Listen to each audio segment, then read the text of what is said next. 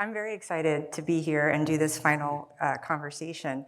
I wanted to just frame it by making sure you guys have a sense of who's on the stage, right? Because this really represents the spectrum of the INN network, right? So Gillian's organization, Capital B, was founded in 2020. They have significant foundation investment. They're operating nationally and now in 2 cities with a multi-million-dollar budget.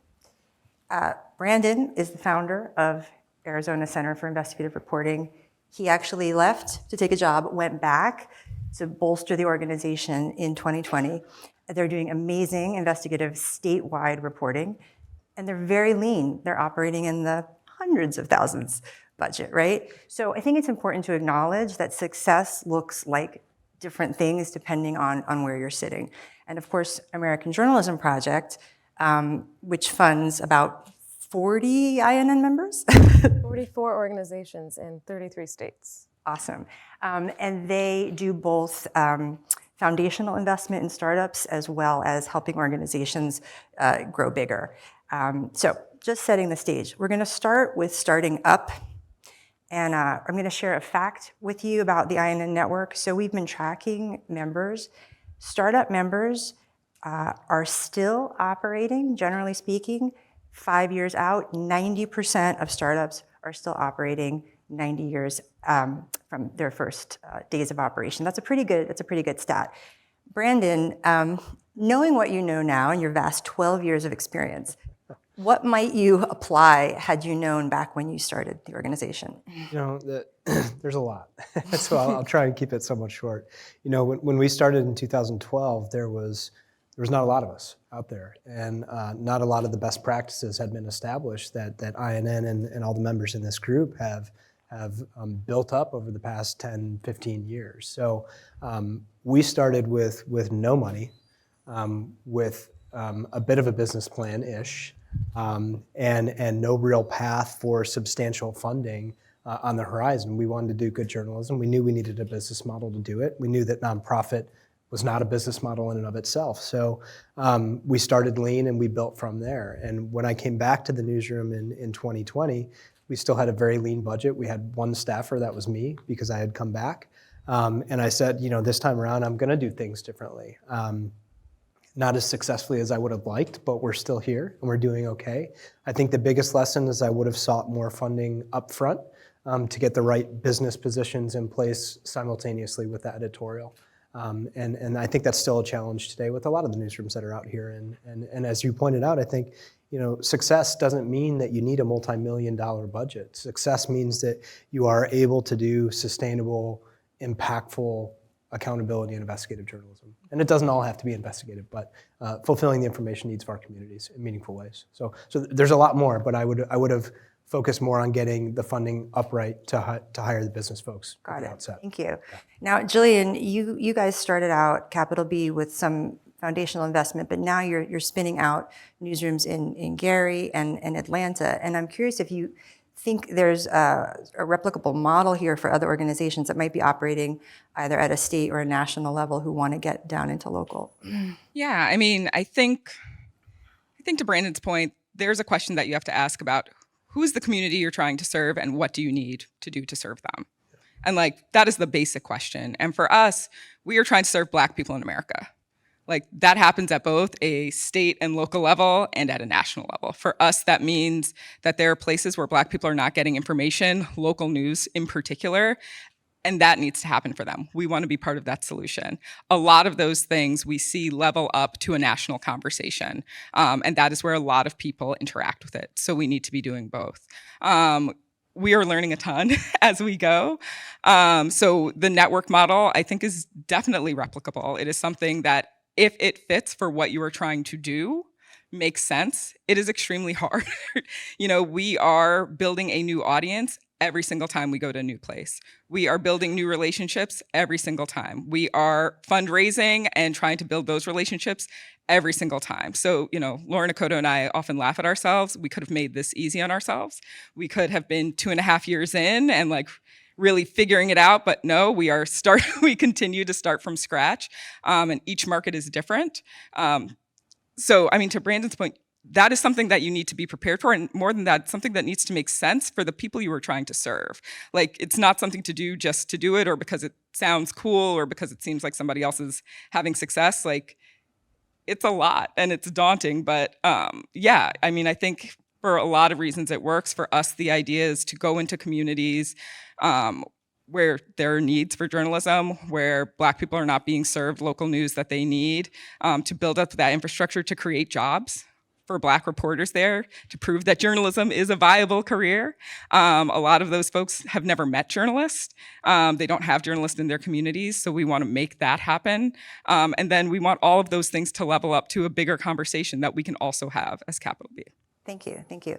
And Michelle, do you want to talk about how AJP assesses when and where to invest from the ground floor? What are you looking for? Yeah, so I'll give a little background. When I joined AJP in 2019, we were launching and we were a startup. So it's been interesting the last 5 years, kind of building our organization up while also working with organizations who are starting from the ground up. Our first round of investments, I would say we're still startups. Most of the first group of grantees that we supported, didn't have business staff. Maybe they had one person on their team. They were really early on. They were producing news information.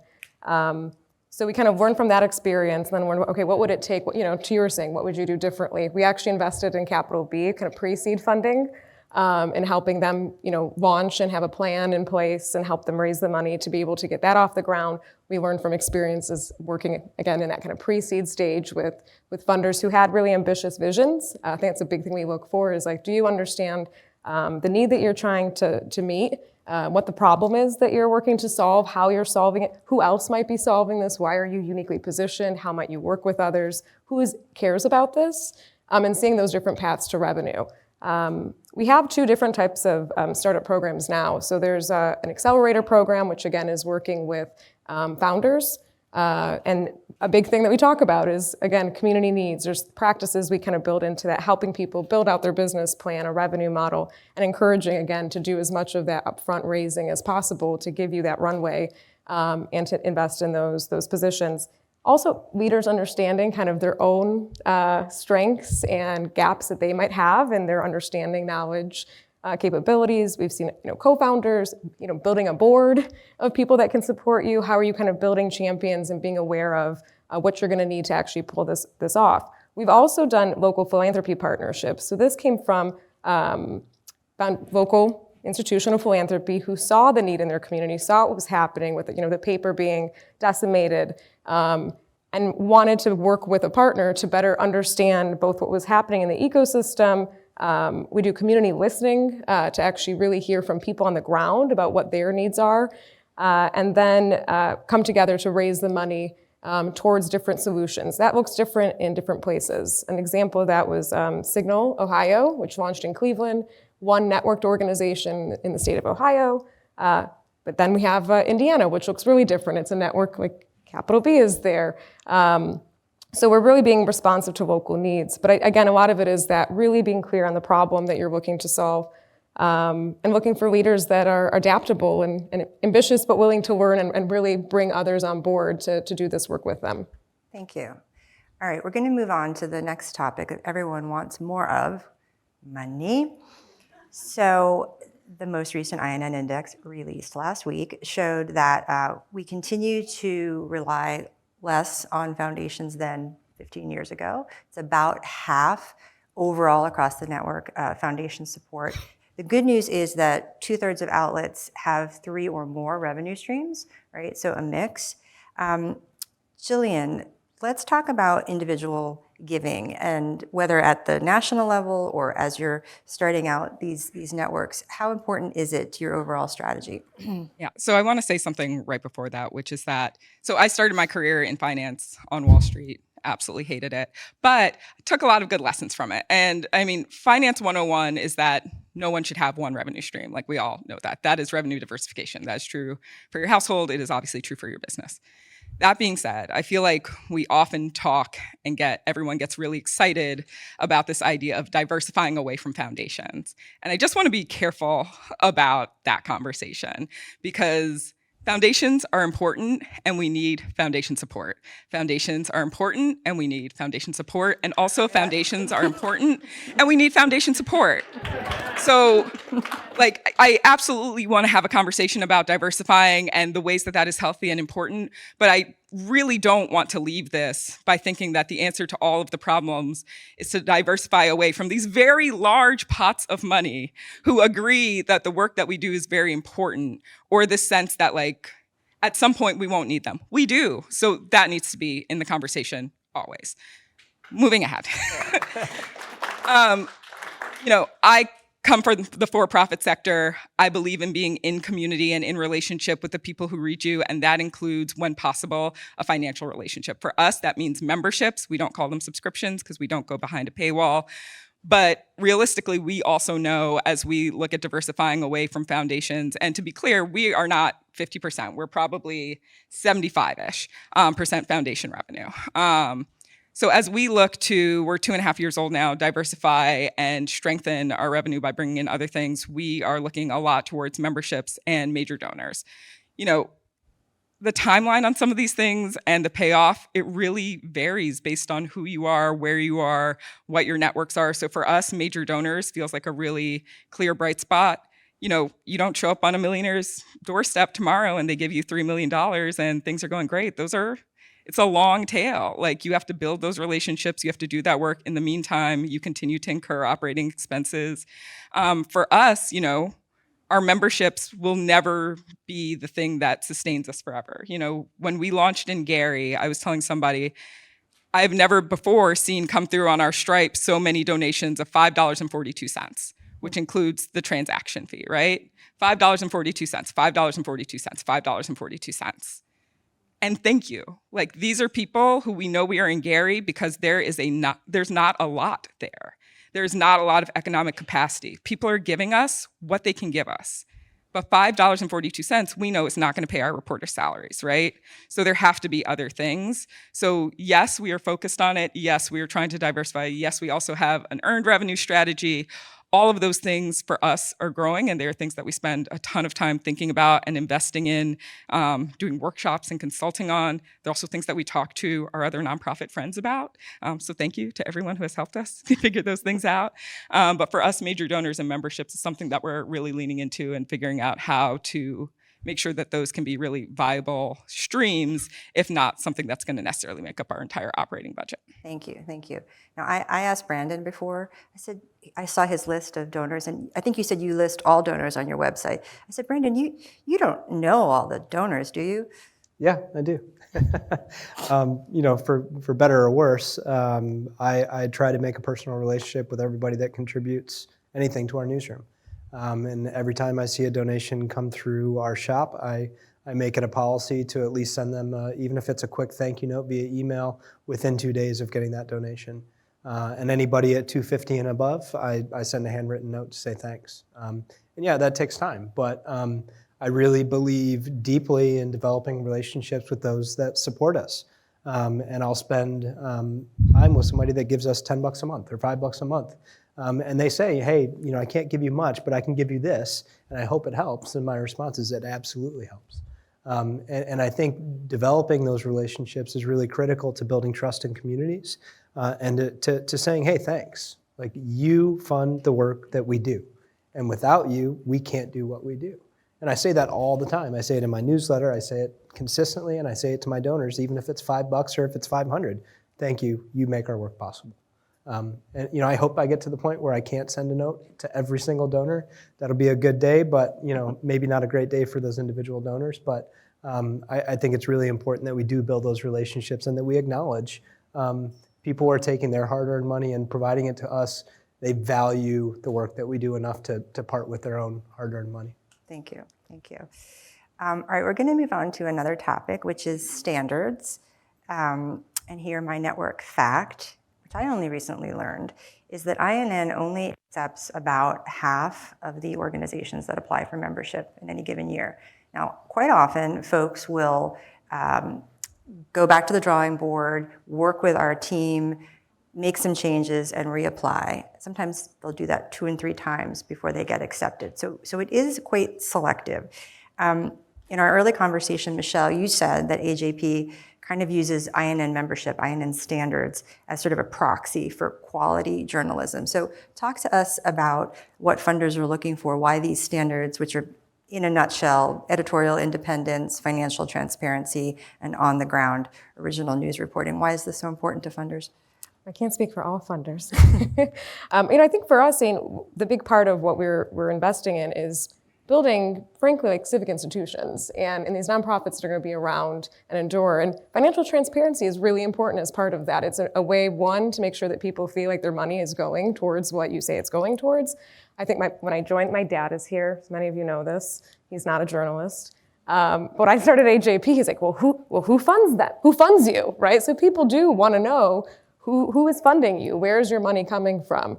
The other portion of it, we really care about local news production and you being able to articulate and build trust in your community by being able to explain what you're doing and how you make decisions and where your money comes from is going to be really critical to building, like you were saying, Gillian, those other revenue streams, the major donors. Donors are going to expect to know these things. And I think that also just illustrating how you're basically living into those values. It's one thing to put values on your website or say these are your standards and put things on your website. It's another to really model that behavior and live that in the way your organization works. Around transparency, we also see a lot of organizations in our portfolio go above and beyond kind of what that threshold is. Lori's here at iNewsSource. Being with the Trust Project, anything that labels and indicates, here's why we chose this story, here's how we did this story, here's how this works. Letting people into the process, knowing who the people are that are producing the stories, like all of that builds trust. And again, both from a revenue standpoint and also just for your audience. So we think that's really critical, especially to distinguish between all the other information online right now, who's producing what. AI is not going to make that any easier. So again, the more you can actually demonstrate, the same transparency that we expect those that we hold accountable to demonstrate and go above and beyond, I think that's going to make a difference moving forward. Thank you. And Brandon and Gillian, how important do you think these standards are to your audiences, and what effort do you put into kind of trying to explain how you do what you do? A ton of effort. I think these standards, for us, transparency and trust, we are serving Black communities. We are serving communities that have historically not been served well by mainstream media. We are serving communities that have been talked about and not talked to and not, served by the people who are supposed to be there covering them.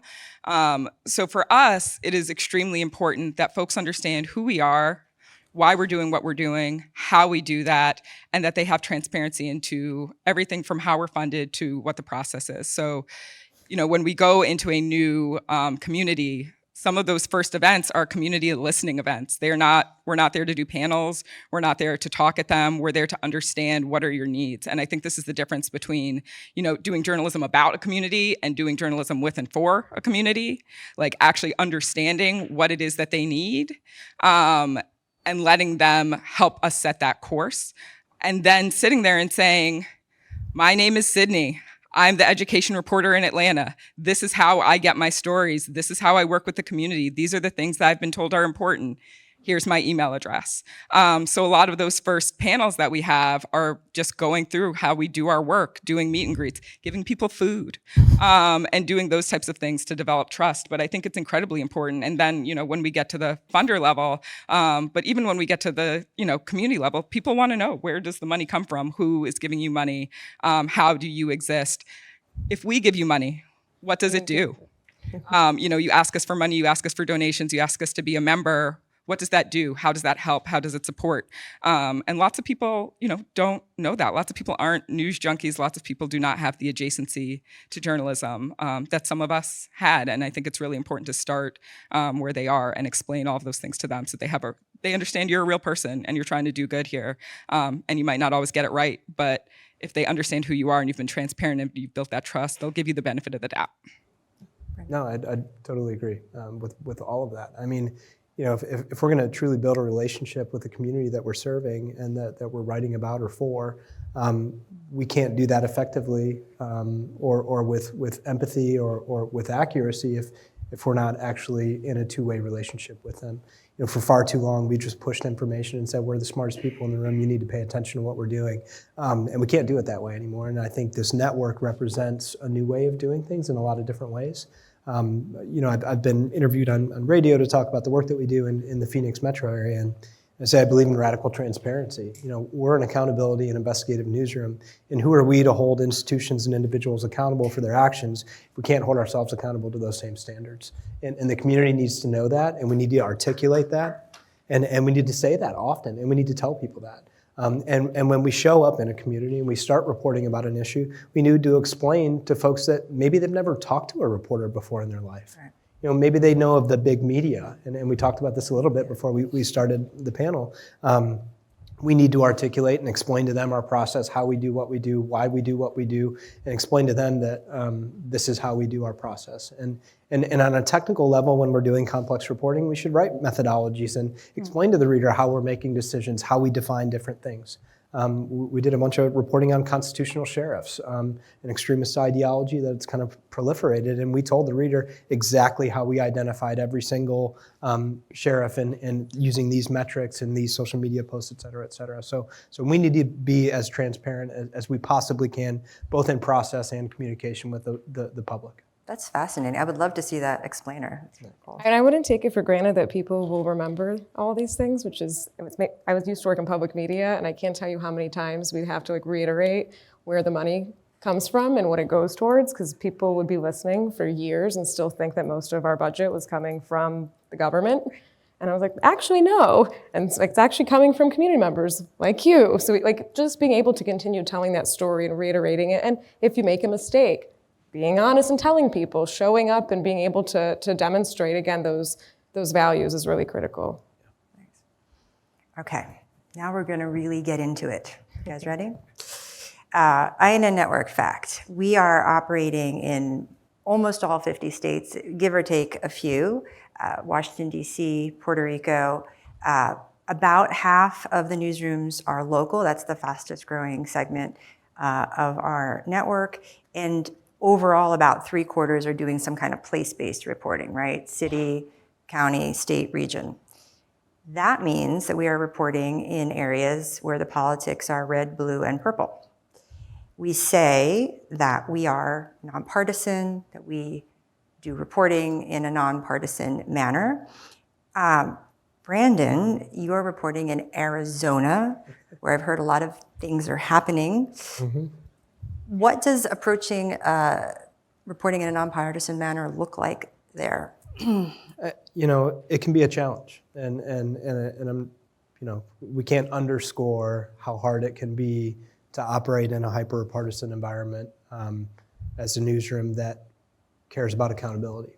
The way that my baseline is, if somebody is abusing the public trust, if they're misappropriating public dollars in some way, whether they're left, right, center, whatever, we're going to hold them accountable. But on the same side, if somebody's operating in an extremist ideology and they're a racist or they're a Nazi, we're going to call them a racist and we're going to call them a Nazi. The both sidesism thing is a real problem, and we don't do it. And I have this conversation often with our readers and our supporters, and we've covered topics that somebody said, hey, that was a partisan issue. I say, well, you know, if you believe that democracy is a partisan issue, then let's have that conversation.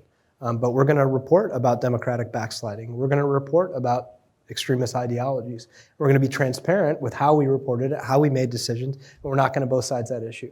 Because ultimately, I think that fuels further division and partisanship. More often than not, we hear from our readers that say, hey, thank you, you covered that issue fairly. Thank you, you exposed that misuse of public dollars, and I care about it on the left and I care about it on the right. And I'd say more often than not, we get those notes than we do the other side. And that's not always the case. I mean, sometimes it depends on the topic, especially with the world of extremism, which we unfortunately are covering more and more of in Arizona.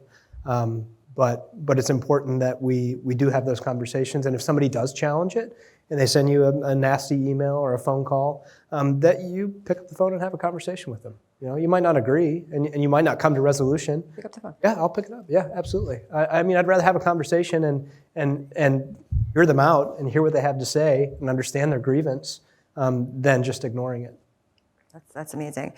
Gillian, we talked about how capital B is centering Black voices, right? But it's not a monolith, right? And you can't assume that folks have all the same politics, and they're all over the country. So how are you approaching nonpartisanship? I mean, I actually feel like the approach to nonpartisanship as kind of a standard, non-opinion, non-editorial journalistic organization is pretty easy. Like, it's fact-based. We're reporting facts. We're reporting on what is happening. If somebody considers themselves a white supremacist, they are part of a white supremacist organization, and you call them a white supremacist, we're all set here. Like, it's been reported. Like, if somebody thinks that's partisan, like, I don't know what to tell you. You're the one making that political, not me. And quite frankly, I think there are lots of conservatives who would be super annoyed to be put in a bucket with a white supremacist. So, you know, I think oftentimes when an accusation of us being one-sided gets leveled, what I want to say is, no, we're just Black. And you think that because we're Black, you understand what our politics are, or you understand how somebody's going to vote, and that is your ignorance. What we know is that Black people have a wealth of different experiences. What we know is Black people believe and feel a wealth of different ways. What we know is that Black people need lots of different things. The Black immigrant experience is different than the Black experience of somebody whose family has been in Mississippi for years, is different than the experience of a Black person whose family has been at Harvard for 3 generations and summers on the vineyard, right? Like, those people's politics, their feelings, their needs, their bank accounts, their everything are different. If you feel like Black people are voting a particular way, that's a question for our political system. Those are questions that we need to ask. But just because we are covering things and we're talking about how Black people vote, and you think that Black people vote in a predominantly Democratic way or whatever it is, and we're reporting on that, does not make us partisan. So I actually think that doing fact-based reporting and not playing both sidesism to have some sort of appearance of manufactured pull on one side or the other is pretty easy. And I also think it's an extremely slippery slope to start trying to pander towards people's desires and fears that you're not answering one side enough. Fair. Can I share an anecdote? And I hope I get this correct in terms of pronunciation. Wisconsin Watch, one of our grantees, was doing reporting in Kiel, Wisconsin. And I just want to read and they were talking about there was extremism happening there, and the community was really torn and divided. And they're on the ground reporting. And again, I think this goes back to that local government accountability reporting, being on the ground, really hearing what is happening in place, listening to people and reporting on the facts and making them accessible to people and in a way that people can actually take it and do something with it. There was a part of a letter that was written to them about the reporting, and I quote, "Our community has been given the facts," I just scrolled too fast. "Our community has been given the facts in a way that was digestible and made sense to the average onlooker.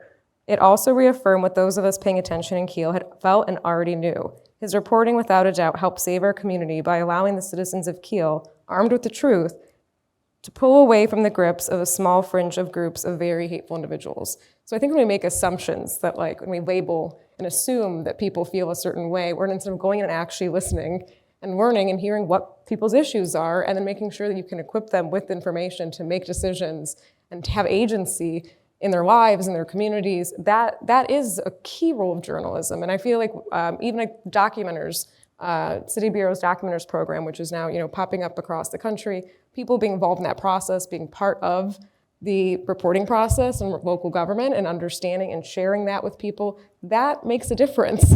There was a donor that supported that program who was not supporting local news and was like, yes, I believe that residents of this community should be able to hold government accountable, and this is a way to get involved. That is not a partisan issue. That's part of being part of a community. So I do think we need to kind of not make assumptions about where people stand and not be homogenous in our thinking about communities based on race, based on location, and just go in and listen and again, report the facts and give people the ability to make their own decisions with that information. Thanks. Anybody else want to add? Good. Okay. All right. The next topic, and kind of the last big topic, is culture and consumer behavior. So we've talked about this a lot over the last couple of days, how audiences are down across the INN network. There was sort of a good thing in the most recent index that more than half of the members that were surveyed in 2022 and 2023 saw an increase in web visitors, right, to their news sites. So that's good. But if you look at the network overall, across those 2 years, the number of unique visitors was down by a third. So, you know, we do have a product that some people have decided they don't want or need, and many people have decided they don't trust. So just for a quick sidebar, I've worked in nonprofit communications most of my career on a bunch of different issues. And, you know, all the great messaging and the great strategy can only go so far, and even investment can only go so far without sort of a coalition. And so I've been wondering, you know, if all the great minds of journalism and philanthropy are doing what we're all doing in this room, is that going to be enough to actually rebuild trust, change consumer behavior, bring people back to the habit of consuming real news and maybe sometimes paying for it? Might we need sort of other people in this tent with us? Yes. Lots of them. Go ahead. No, I mean, I think very much yes. But I do think it all goes back to this concept of community and trust and people understanding what the service is that we're offering, which is information. Like, we are offering you information. This is why you can trust us. This is why you can rely on us. And seeing people's faces, knowing who they're actually talking to, who they're reading, who they're listening to, I think that's really, really important. And I think until we solve that gap, I mean, it makes sense that people are flocking to other things and getting their information from places like Instagram, where somebody can talk about something they have absolutely no expertise in. But guess what? People are seeing their face every single day. They feel like they're inside their homes. They know their kid's name. They see that they're just their dog up as like a little rain cloud. It was so cute. So like, yeah, of course, when that person comes and says something that is technically news, they believe it. So, you know, a part of what we're working on a ton is like, be where people are. You know, do I think that we're ever going to get back to the days where people are getting like 3 newspapers delivered to their house and they're reading it and that is the way they get their news? Like, no, I don't. And that stinks for a lot of us. But we have to find where people are. We have to understand the information they're getting, and we have to find a way to plug those gaps and also help them understand what reliable information is. Like, why you should be able to trust this source, but why you maybe want to be a little bit more skeptical of this 13-year-old who is telling you about how finance works. You know, maybe they're an expert, but maybe they're not. So like, maybe just be a little more skeptical. So I think find the 13-year-olds. I'm like, let's help equip you to actually share real information. Exactly. I think there are lots of things that can be done.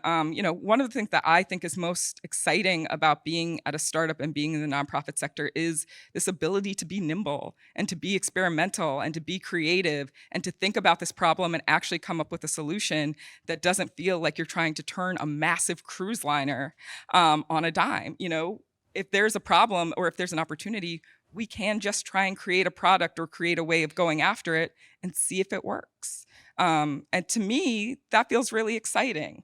I'm not saying the funding is always there, which we need funding, but you know, I do think that's exciting and I do think that's important too. I want to move on, but I also want to just follow up. Are you guys doing anything differently? Like, are you producing your own version of these little videos with influencers? Like, We have a new social media hire. His name is Dav.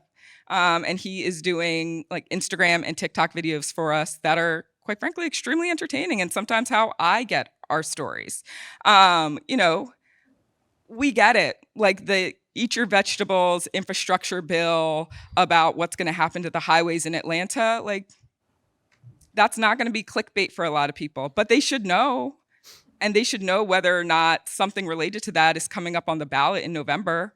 And they should have an opinion on how they want it to go. And they should hopefully go vote accordingly. But, you know, it's okay if they don't get that from reading a 500-word piece. It's okay if they get that because as they were scrolling through Instagram, like while they're sitting at home watching TV, Dev's face popped up and he managed to synthesize it in 30 seconds. Like, that's okay. So yeah, we're trying to lean into it. We're trying to think about it. We're trying to, be ahead of the curve. We all need a Dev. Brendan. I think back to the initial point here of like who needs to be at the table. A lot more people need to be at the table. We need to stop thinking of us as these siloed institutions that have no authority or agency to reach outside and talk to government officials. I've been part of a working group in Phoenix right now that's it's called Valley Leadership. And it's a bunch of business and political leaders that come together to talk about issues affecting the community. And they're talking about democratic backsliding right now. And I've had to do some education on what media literacy is and what it means to consume reliable fact-based information and how government plays a part in that too. So I think that we need to think of our roles in our communities as more than just providing information. We're educating. We need to lift up the entire community, not just by holding people accountable and doing investigative or information explanatory reporting, but we need to help educate people that reliable fact-based information is important and that the consumers of that information need to do their own homework too. And that government plays a part in that, civic institutions like libraries and the arts and others play a part in that, and we need to bring more people into the fold with how do we communicate our stories and our messages as newsrooms. And that's, I think, one of the bright spots overall about what the nonprofit sector is that we have a much, I think, finer, narrow focus on being more inclusive of community building opposed to just producing news. And I think, and I know that we'll get to that in some of our closing remarks, and I'll share my view about ecosystem change, but that is, I think, one of the bright spots is there's now some 450 of us that are helping build and rebuild communities beyond just providing information, and I think that's critical. Yeah. Also, vegetables don't have to taste bad. I mean, I think back even 15 years ago, and I was laughing, I saw Mukhtar yesterday with one of the Canva, shout out to Canva for the, I guess, raw juices. That was not a thing 15 years ago. You were making a conference and one of the vendors is giving out raw juice, green juices. People's, behaviors and consumption habits do change and evolve. Sometimes it's peer pressure, sometimes it's having more information and even understanding things exist. I think Karen mentioned on the introduction to this, marketing, there's been really not investment. I have a bias, I came from marketing, but so much money is pumped into not just, broadcast and how much they're spending and even, promoting what they're doing, but other brands, other sources of information are doing that work, hiring people who specialize around audience development, social media, finding partnerships and ways to kind of have more people exposed to your organization, the work that you're doing. Who do people trust in your community? How do you, equip them to be, aware of your existence and help get that in the mix? I've seen people utilizing print in our portfolio in different ways. It adds a very different legitimacy. People can discover it. People are, outlier with texting services. I mean, I think we can be really creative in how we make the information that we're producing accessible and also some fun. People are talking about what else is going on in your community. It doesn't always have to be quote unquote serious to be valuable and important and meet a local need. So I just encourage thinking about could we cook these vegetables a little differently without losing all the nutritional value? Could we add some seasoning? Can we just also get people to try vegetables that maybe even haven't had one before because they've just not been exposed to broccoli? Maybe they'll love broccoli.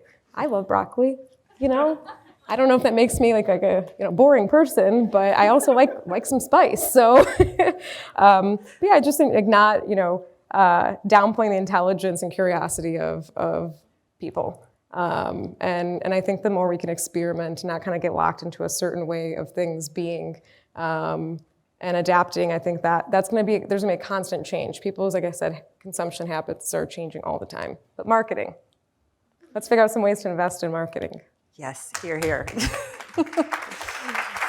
Thank you. All right, so we just have a few more minutes. We're going to do a quick round of sort of takeaways, which means I get to have my 1 minute to say, if this panel has not been a sales pitch for why you should have the INN Network member badge on your website, then I don't know what is, okay? So I think we have maybe close to half of members using it right now. If you don't know where it is, go to our website. There's a little button that says Member FAQ, and you can find it there, or just email me. But funders, news consumers, we're all trying to be in this together, rebuilding trust, holding up those standards. It really does matter, and it means something. So that's my takeaway. I'm going to give everyone a chance to either share a lesson learned or an opportunity, basically a bright spot as we get ready to go have ice cream. I am starting. I think my bright spot and my takeaway from INM, but it always kind of is my takeaway from nonprofit news gatherings, is how nice it is to be in a space with other news organizations where we are sharing, we are collaborating, and at the end of the day, a lot of what we want is the same, which is better, healthier, more informed communities, and for the people that we serve to be able to live better lives. Coming from the for-profit sector, the idea of sharing information in the way that I've seen nonprofit newsrooms do it broke my brain in the beginning. I was just so confused. And if you see our CEO, Lauren Williams, anywhere, you can ask her. I was so cagey. I was so awkward in certain meetings because I was so confused about why people were sharing this proprietary information because we would never do that. We would never do that unless there was kind of a give back. But we can go on the INN listserv and say, hey, I'm trying to put together an impact report for the first time. I don't know what I'm doing. And 17 people will respond with their impact reports. And that did not make sense to me. But now it does. And it is the thing that I really love about this ecosystem, because at the end of the day, we are all trying to do the same thing for different audiences. We're trying to fill gaps. And I say all of this because for me, I think one of the big takeaways is that we're all stressed about money. We're all talking about money. We're all talking about fundraising. And I think sometimes it gets put out there like it is a zero-sum game. And that if somebody has a lot, it means that somebody else has a little. Or if somebody else gets this, it means that you can't. And I think that is BS. I think that's turning us inward on each other in a way that is not generative. And I think at the end of the day, what we are trying to do is work together and collaborate and find ways to serve our communities and serve our audiences and serve people who quite frankly need information and haven't been getting it. So my takeaway is that I always want to remember that as I come out of this, that we are in this together and we are trying to figure this out together. And as much as we can do that, we need to hold on to that. Otherwise, we're in a race to the bottom, right? And that's not why any of us got into this. So that's my takeaway. Yeah, and that's a perfect transition into kind of my takeaway as well. I've been doing this, believe it or not, for more than 12 years now, which is wild. And we're still here, and when I started to see the explosive growth in the network overall, I was like, oh man, that's like, here comes more hands out for those dollars that are limited in our market, and they're gonna come and take dollars away from our newsroom, and I don't think that way anymore. I see this new ecosystem emerging in Arizona alone with these new nonprofits that are coming out, and we're each complementing each other in ways that weren't possible with any one of us alone. And so the biggest bright spot that I see is that we are starting to transform communities through the emergence of new nonprofit newsrooms in individual states and regions and as a nation overall, and that is remarkable.